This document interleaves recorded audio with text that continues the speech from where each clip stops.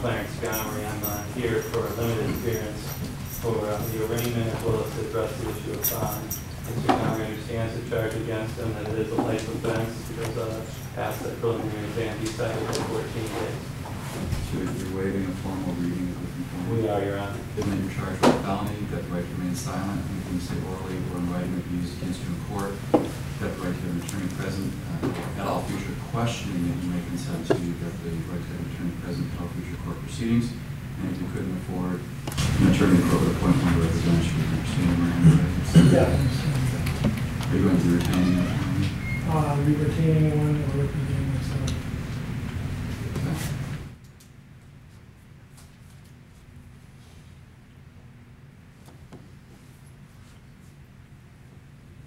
Mr. Resident,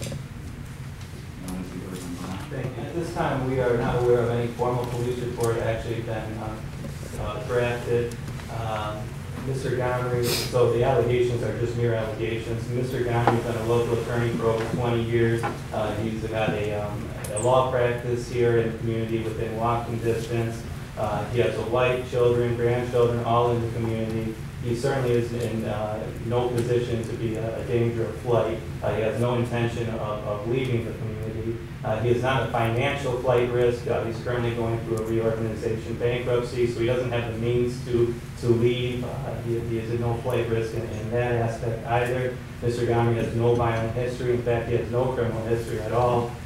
He is not a danger to others or himself. So we are respectfully requesting a reasonable bond be issued for Mr. Gomery's release. First of all, this is a life offense.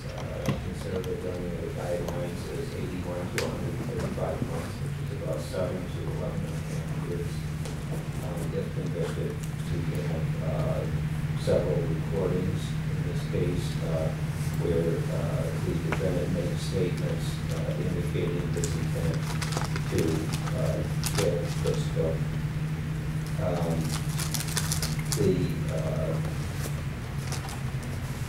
As far as flight risk, Your Honor, I'm concerned because the police notified Mr. Gomery of the warrant yesterday at about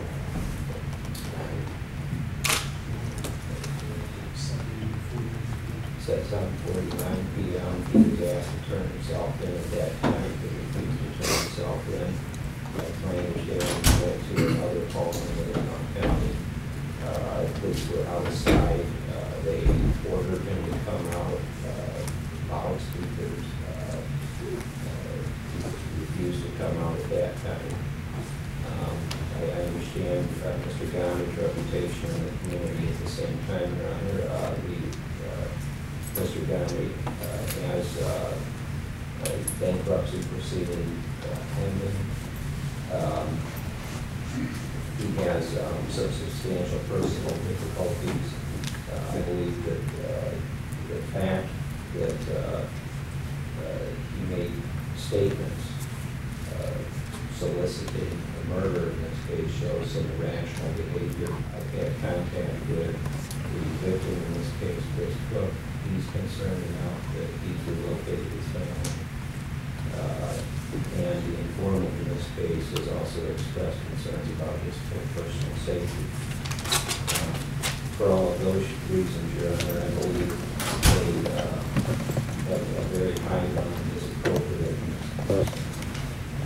And I'm aware of Mr.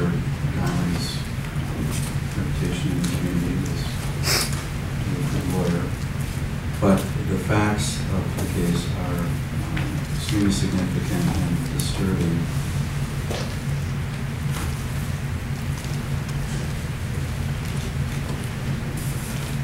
And I do believe that there is public safety risk if the bond was not denied.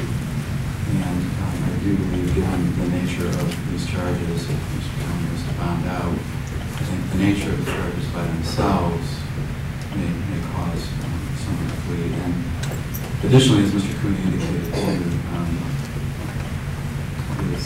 there are circumstances and facts here that make this case disturbing. So, and this is just the arraignment too. We've got a long way to go in the case of the preliminary examination, and beyond if it goes that far. So I'm concerned for the safety of the public. I'm concerned for Mr. Cook, the informant, and Mr. Gomery's safety as well. So I think for now, the best thing to do is the following. This would be a $5 million cash for conditions that are not concerned with this alcohol, legal drugs, controlled substances, and marijuana.